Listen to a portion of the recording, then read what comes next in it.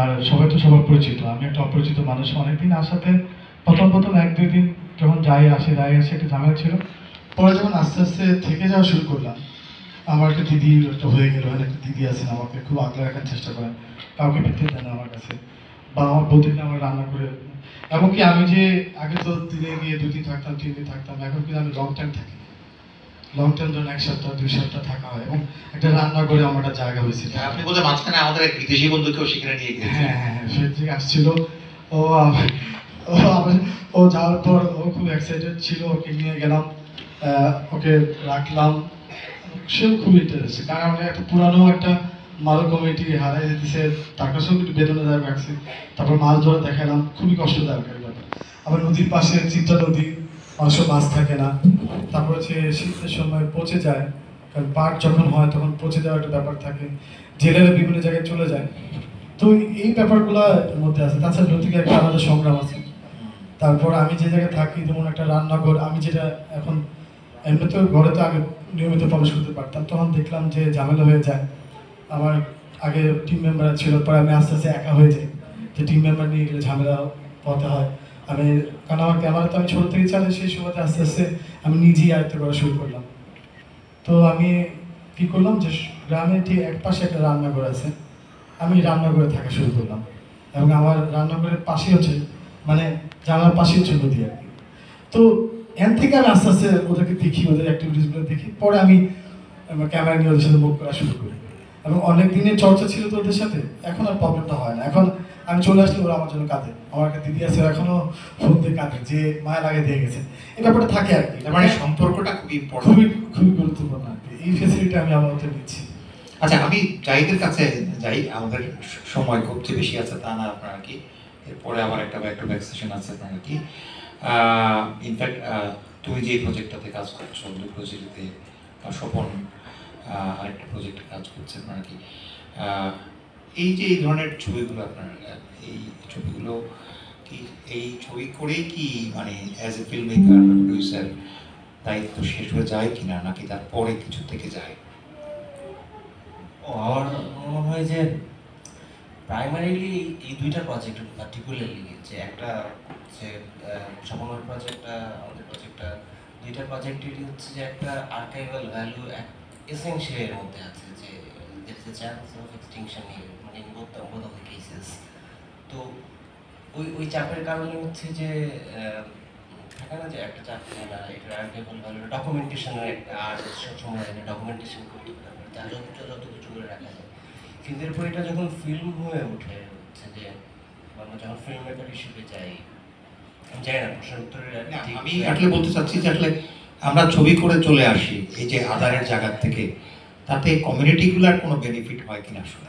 আমার মনে হয় যে এই আমাদের এই যে দুইটা প্রজেক্টের ক্ষেত্রে বেনিফিটটা হবে, I am hopeful about it. মানে এই বেনিফিটটা, কারণ বিশেষ করে আমাদের প্রজেক্ট প্রচুরই, এটা তো একেবারেই যদি আমরা সিনেমাটা শেষ পর্যন্ত আর কি যে প্রপারলি স্ক্রিনিং করতে পারি বা ওই জায়গাটা নিয়ে যেতে পারি, এই প্রবলেমটা খুব স্পেসিফিক প্রবলেম, এবং স্পেসিফিক প্রবলেমের পলিসি মেকিং লেভেলে স্পেসিফিক সলিউশন সম্ভব। এবং এটা one of the many problem, যেটা একটা রিপ্রেজেন্টেটিভ প্রবলেম। যদি একটা রিপ্রেজেন্টেটিভ প্রবলেমকে আমরা ঠিক জায়গায় মানে নক করতে পারি ঠিক দরজায়, তাহলে আমার মনে হয় যে আরও অপরাপর যে প্রবলেম যেগুলো ডোমেন এফেক্টের মতো, যে এদিকে তাকানো যায়, সেটা আমার মনে হয় যে ইটস পসিবল, ডুয়েবল। দেখি বলেন, আমি মনে হয় আপনি বলতে চাচ্ছেন। এই সূত্র ধরেই বলছি, মানে আসলে সমাধান তো পরে, বা সমাধান তো কখনো হবে বা কখনো হবে না, কিন্তু খুব জরুরি হচ্ছে সমস্যাটা কি সেটাকে চিহ্নিত করতে পারা। হ্যাঁ, এবং সেই জায়গায় হচ্ছে অবজারভেশনের যে ভূমিকাটা, মানে আমরা যে পর্যবেক্ষণ করছি, মানে পর্যবেক্ষণে তো একটা ফলাফল পাওয়া যায়।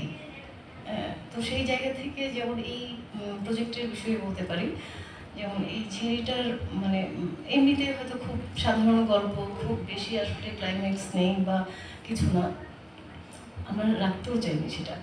সেটা হচ্ছে আমরা প্রথম থেকেই চেষ্টা করেছি আসলে যা ঘটছে, কিন্তু এই ঘটার মধ্যে যে এত পরিবর্তন দিনে দিনে গত 7-8 বছরে হলো, হ্যাঁ, মানে পরিবর্তনগুলো খুবই দৃশ্যমান। আবার আমি একসাথে মানে একবার গিয়ে তো সেই পরিবর্তনটা কেউ ধরতে পারবে না, কিন্তু ফলাফলে আসলে অনেক বড় একটা পরিবর্তন ঘটে যাচ্ছে। এবং আমরা তো প্রথমে বুঝতেই পারিনি যে এখানে এরকম একটা ব্যাপার ঘটছে। ঝিরির যে পাথর, আমরা জানি একটা ছেলেতে আসলে পাথর কতখানি দরকারি, এটা প্রকৃতিগতভাবেই দরকার। তো সেই জায়গায় পাথরগুলো আসলে দিনে দিনে কমে যাচ্ছে। এটাও বুঝতে আমাদের অনেকখানি সময় লেগেছে। পাথরগুলো নেই, তাহলে পাথরগুলো কোথায় যাচ্ছে? আমরা একটুখানি দেখেছি এখানে যে পাহাড়ে ঝোপে ঝাড়ে অনেকগুলো পাথর এক জায়গায় করে রাখা হয়েছে। এই পাথরগুলো আসলে কনস্ট্রাকশনের কাজে ব্যবহার করার জন্য হচ্ছে এটা আমরা জানি কীভাবে যায় কারা করে। তো সবাই সবার কাজ করছে। যাদের এই পাথরগুলো ইমারত বানানোর দরকার তারা ইমারত বানাবে। আর আমাদের জায়গা থেকে, মানবিক জায়গা থেকে, বা আমরা যদি নেচারকে নিয়ে একটুখানিও ভাবি, হ্যাঁ, তাহলে আমরা আমাদের জায়গা থেকে, আমি অ্যাজ এ ফিল্ম মেকার বা অ্যাজ এ ফটোগ্রাফার আমি কী করতে পারি, আমি আমার জিনিসটা চিহ্নিত করে দেখাতে পারি। তার সমাধান করার তো অনেক লোক আছে, নিশ্চয়ই কেউ না কেউ দেখবে, নোটিস করবে। হ্যাঁ, আমি জানি আপনি বলতে চাইবেন, কারণ আপনার আমার এই বিষয়টা কিছু আলাপ হচ্ছিল এক সময়, আপনার কয়েক মাস আগে আপনার নাকি এই যে এই কমিউনিটি একদম ভালো যারা আপনার সেগুলো ক্যাস্ট খুবই আপনার কি দরিদ্র আপনার কি এই বিষয়ে যদি আমি বলি, চেঞ্জ হওয়া শুরু হয়েছে। কারণ যেমন ধর আমি অলরেডি মানে আমি থাকতে থাকতে দেখলাম যে ছেলেপেলেগুলো প্রচুর গেমস খেলে, মানে ইয়াং ছেলেপেলেগুলো মাত্র দিনে গেমস খেলে। আমি কি করছি, আমার সুবিধার্থে ওদের সুবিধার্থে আমি প্রায় 3 কিলো ফাইবার লাইন ঢুকাইছি, ওয়াইফাই জুম বানাইছি আর কি, নেট, যে ওরা নেট চালাবে।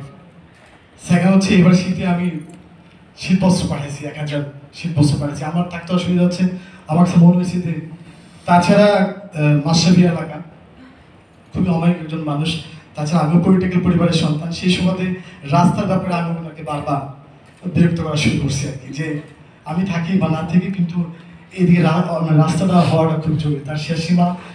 এভাবে মিলে আমি মোটামুটি চেষ্টা করতেছি। তাছাড়া ইয়াং ছেলেদেরকে আমি যুব ক্রিয়া ওদের ড্রাইভিংয়ের জন্য, ওদের যারা একটু ভালো ড্রাইভ করতে পারে আমাকে নিয়ে ঘুরে বেড়ায়, ওদেরকে একটু ড্রাইভিংয়ের জন্য চেষ্টা করতেছি যেন ওরা শিখতে পারে। এইভাবে আস্তে আস্তে আমি থেকে চাইতেছি যে ওরা নিয়মিত হোক, তাহলে আমি হয়তো থাকবো না, হয়তো সর্বোচ্চ আরও আমার প্রয়োজন 1 বছরে থাকবো, হয়তো বছরে একদিন নড়াইল ঘুরতে যেতে পারি। কিন্তু আমার কাছে যখন সুযোগটা আছে, অপরচুনিটিটা আছে, আমি এই গোপনে এটা করার চেষ্টা করতেছি আর কি। তো এটা এইভাবে আস্তে আস্তে যাচ্ছে আর কি। নেক্সটে হয়তো আরও কিছু ফেসিলিটি ওরা পাবে আর কি, যেমন ধরেন দিচ্ছে আমি বা কারো কাছ থেকে নিয়ে বলছি যে এনজিও পাঠাচ্ছি আর কি, নেন গ্রহণ করেন। ওদের আবার এই ব্যাপারটাও আছে, ওরা সহজে সবার কিছু দিতে চায় না, মানে একটু আনইজি ফিল করে, একটু মানে প্রবলেম ফিল করে যে কেমন দেখা যায়, আর ওরা এই ঐতিহ্যটা বহন করে আর কি। আপনি কি আপনার ছবিটা ওইখানে দেখাতে চান? হ্যাঁ, আমি অবশ্যই ডাক্তারকে প্রস্তাব রাখি যেন অবশ্যই প্রিমিয়ার শুটা যেন নয় হয়। ঠিক আছে, আমাদের সময়ের ব্যাপার আছে, আপনারা হ্যাঁ, অবশ্যই অবশ্যই। করি। আমাদের যেটা চেষ্টা, আগামী এপ্রিলে এই ছবি দুটো শেষ হয়ে যাবে আশা করছি আপনার এপ্রিলের মধ্যে। আমরা মে মাসের কোনো একটা সময় আপনারা এখানে যারা আছেন তাদেরকে বলে রাখছে অগ্রিম আমন্ত্রণ। মে মাসে 4টা ছবি আমরা একটা ফিজিক্যাল প্রদর্শনী আমাদের ইচ্ছা আছে শিল্পকলা একাডেমিতে কোনো এক জায়গায় করবো, আপনাদেরকে সবাইকে জানিয়ে দেওয়া হবে আপনারা কি। তো সেই পর্যন্ত সবাইকে অগ্রিম আমন্ত্রণ জানিয়ে শেষ করি আপনারা কি। সবাইকে শুভেচ্ছা, ধন্যবাদ সবাইকে। ধন্যবাদ।